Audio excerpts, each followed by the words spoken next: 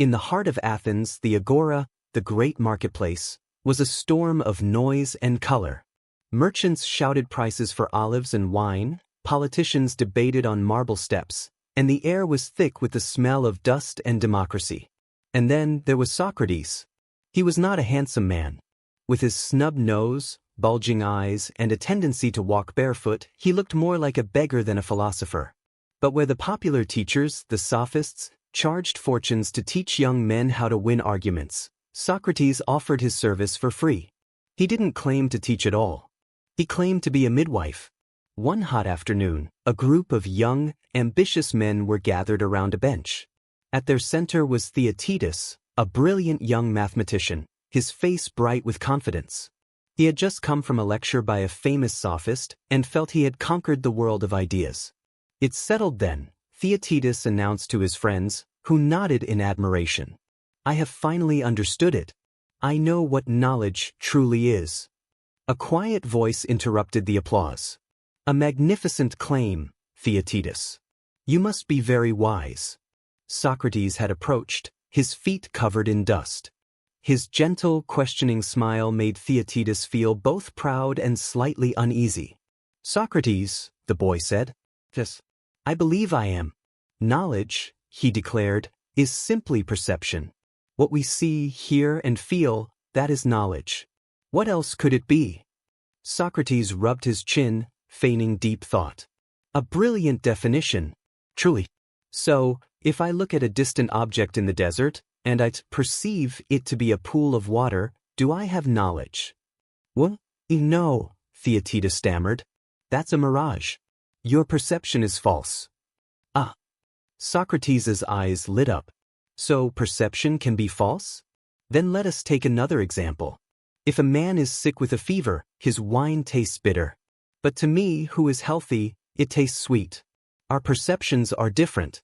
Is the wine bitter or sweet? Whose perception is true knowledge?" Theaetetus paused. His friends were silent. I suppose it is sweet, and the sick man is simply wrong."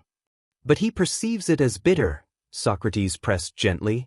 "If knowledge is just perception, then his perception must be his knowledge. You see the problem? If perception can be false, it cannot be the same as true knowledge."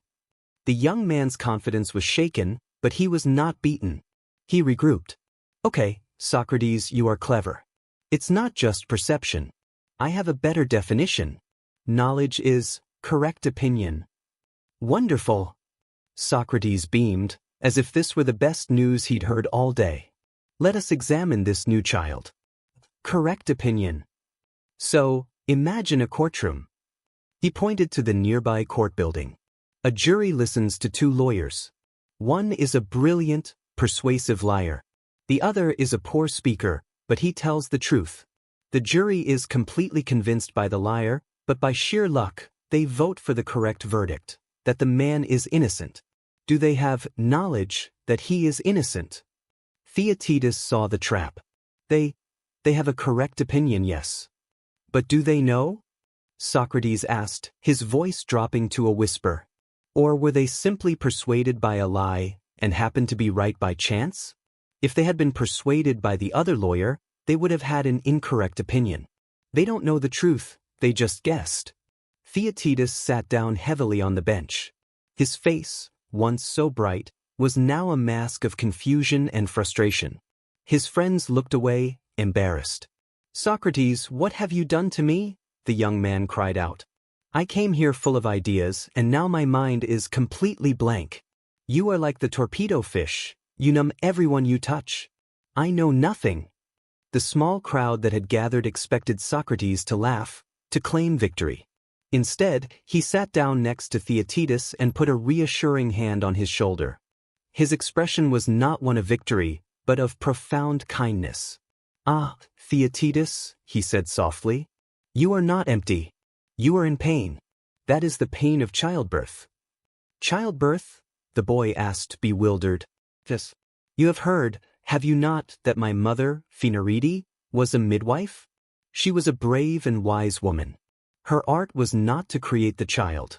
The mother did that. Her art was to guide the mother, to ease the pain, and to safely deliver the baby into the world. Socrates looked into the young man's eyes. My art is the same. I am a midwife of the mind. I cannot put a single true idea into your head, Theaetetus. No teacher can. You are already pregnant with your own ideas. My questions, they are just the contractions.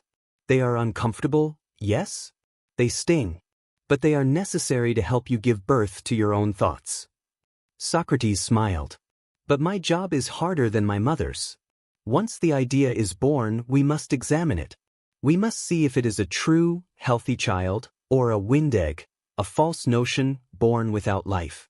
Today, we have tested two of your ideas, perception and correct opinion. We found they were not true, so we have cleared them away. The anger and frustration drained from Theaetetus's face, replaced by a slow, dawning sense of wonder.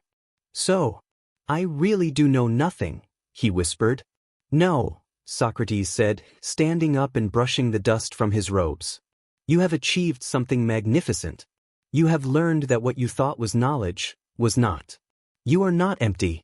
You are clean. And now, for the first time, your mind is open and ready to begin the real search for wisdom. This was the Socratic art of education. It was not the art of filling a vessel. It was the art of lighting a fire.